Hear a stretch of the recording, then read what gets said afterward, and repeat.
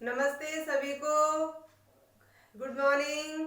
और हमारी विसर्ग संधि चल रही है। विसर्ग संधि का आपका 7वां-8वां नियम हो गया है और अब हमारा नियम चल रहा है, आज का 8वां नियम है। 7वें नियम तक हो गए हैं विसर्ग संधि और 1-2 दिन की और बची है।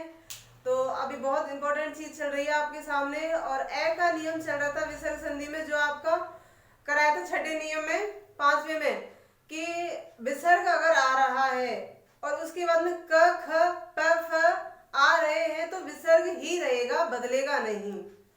विसर्ग से पहले अ और विसर्ग के बाद में क ख और प फ आते हैं तो विसर्ग ही रहेगा।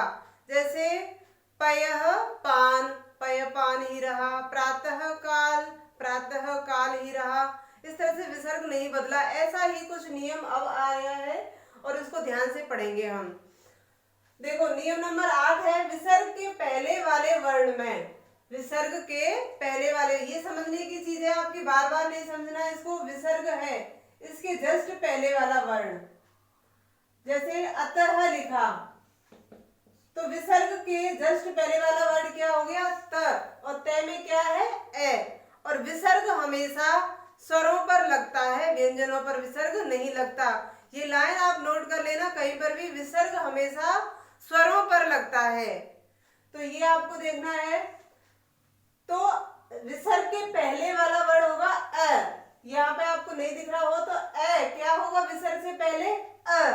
तथा विसर्ग के साथ अ के अतिरिक्त, देखो ए तो आ गया, ये विसर्ग है, और इससे जस्ट पहले आ गया ए, और इसके बाद ए के अतिरिक्त, मतलब ए के अतिरिक्त, इसको छोड़ करके अन्य किसी स्वर के मेल पर विसर्ग का लोप हो जाएगा तथा अन्य कोई परिवर्तन नहीं होगा।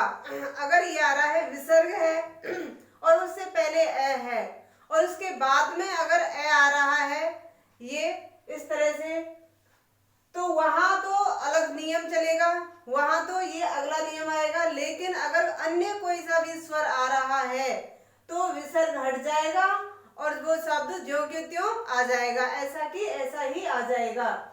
तो हमारा अब चलते हैं, जैसे अतः प्लस एव, यहाँ आ गया तय में ए है और प्लस में विसर्ग ए के अलावा, देखो ए के अलावा है ना, ए के अलावा कोई स्वर है तो ए है, तो अतएव विसर्ग हट गया और ये ज्यों के त्यों जुड़ गए। अतएव पयः प्लस आदि, विसर्ग से पहले ए है और बाद में ए के अलावा ही है ना, ए को छोड़ना है, ए के अलावा है आ है, तो ये बन जाएगा पय आदि। इस तरह से विसर्ग हट जाएगा और नियम, जो शब्द हमारे हैं वो ज्यों के त्यों आ जाएंगे।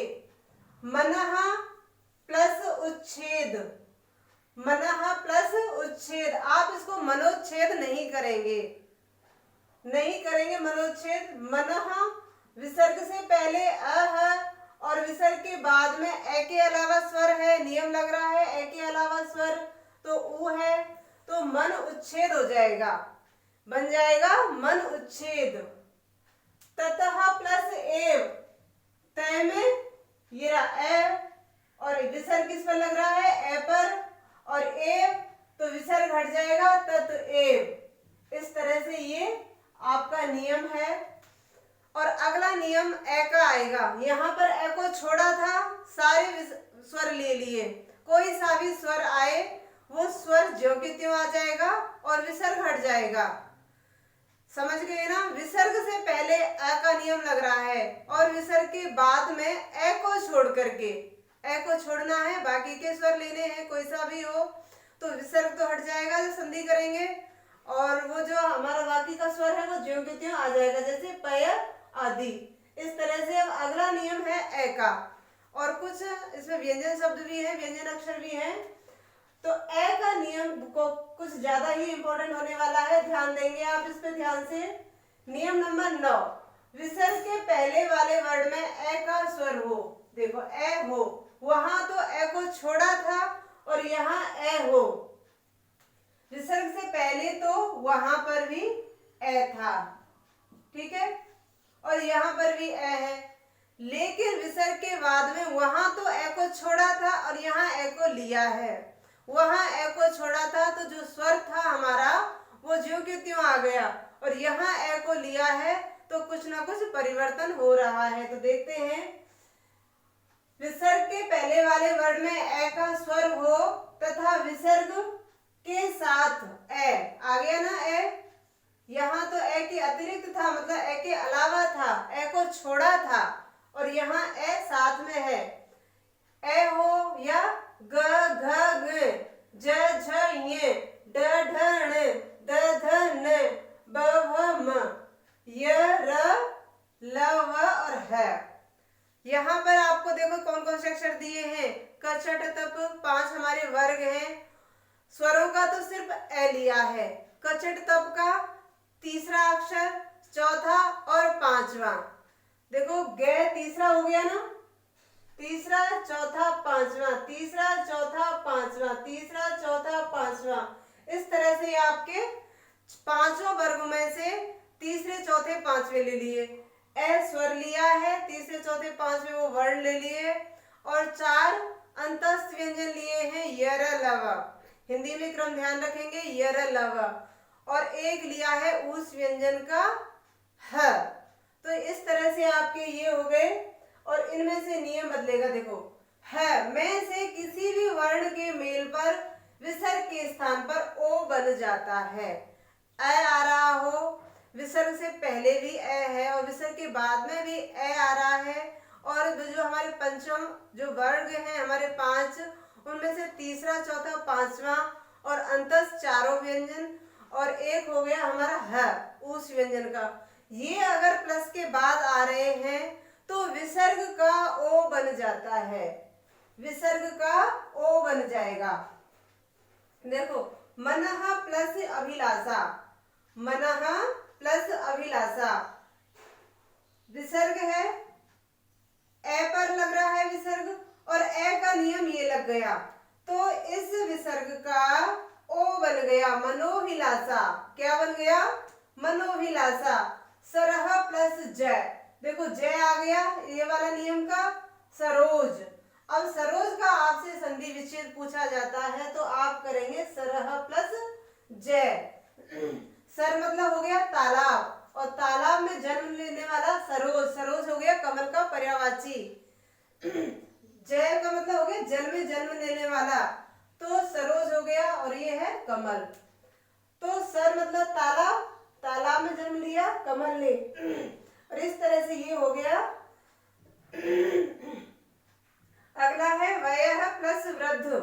देखो, विसर्ग आ रहा है, ए लग रहा है नियम, और यर लव में से वह आ गया वृद्ध, तो इस तरह से ये आ जाएगा वयोवृद्ध। 2 तरीके से बनता है वयोवृद्ध, इस तरह से, ये भी सही है और ये भी सही है, तो आपको जो उचित लगे वो कर लेना। अगला आएगा यशः प्लस धरा, ए में है विसर्ग और धरा, ये आ गया ध। चौथा अक्षर हो गया, कोई सा भी लग जाए, तीसरा चौथा पांचवा, तो क्या बन जाएगा? ओ बन जाएगा, यशो धरा। मनः प्लस योग, मनोयोग, देखो यर लव का ये आ गया मनोयोग। अधः प्लस भाग, भय आ गया अधोभाग। तपः प्लस बल, ए तो ये आ ही रहा है, और ब ये आ गया इसका तपोबल। मनः प्लस रंजन, मनोरंजन, रे आ गया मनोरंजन। अब देखिए, एक मैंने आपको कराया था अधः भाग, और एक करा रही हूं अधः प्लस पतन। अब ये मैंने आपको नियम नंबर 5वां 6वां कुछ ऐसा कराया है। अब आप इसको आंसर करके बताएंगे कि इसका संधि वर्ण क्या बनेगा। या तो आपको पता है बनेगा, जो पढ़ाया है ये तो ध्यान होना चाहिए। अब आप निकालेंगे, देखो ये नियम तो आगे वाला तो सेम लग रहा है, विसर्ग है, विसर्ग से पहले ए आ रहा है, लेकिन ये देखो कि पे इसमें है क्या? प फ ब भ म, पे है क्या? नहीं है। अगर तीसरे चौथे पांचवे आ रहे हैं तो ही ओ होगा, तभी ओ बनेगा। अगर ये नहीं आ रहे हैं तो विसर्ग ज्यों की त्यों ही रहेगा। तो क्या बनेगा ये आप कमेंट करके आंसर देंगे। और ये अपवाद, अपवाद क्या है, ये 5वां 6वां नियम ही कराया था। मनः प्लस कामना, देखो नियम तो ये भी लग रहा है यहां से तो, लेकिन ये क्या है, क, पहला अक्षर। तो क्या इसमें क कहीं पर है, नहीं है, क्योंकि क ख और प फ मैंने वीडियो में सबसे पहले बताया है कि विसर्ग से पहले अ आ रहा है और विसर्ग के बाद में क ख या प फ आ रहे हैं तो विसर्ग ज्यों क्यों त्यों रहेगा। तो क लग रहा है तो मनः कामना। और ये सवाल अक्सर पूछा जाता है, ये वर्ण मनः कामना होता है, ना कि मनोकामना। हम गलत लिखते हैं मनोकामना को, मनोकामना पूर्ण करो ऐसे कहते ना, हे भगवान सबकी मनोकामना पूरी करो। मनोकामना नहीं होता वो मनः कामना, क्योंकि संधि का नियम लग रहा है और नियम हमको पता है तो हम शुद्ध बोलेंगे। तो ये हमारा आज विसर्ग संधि का 8वां 9वां नियम हो गया। और अधः प्लस पतन का क्या संधि वर्ण बन रहा है उसका आप कमेंट करके आंसर देंगे।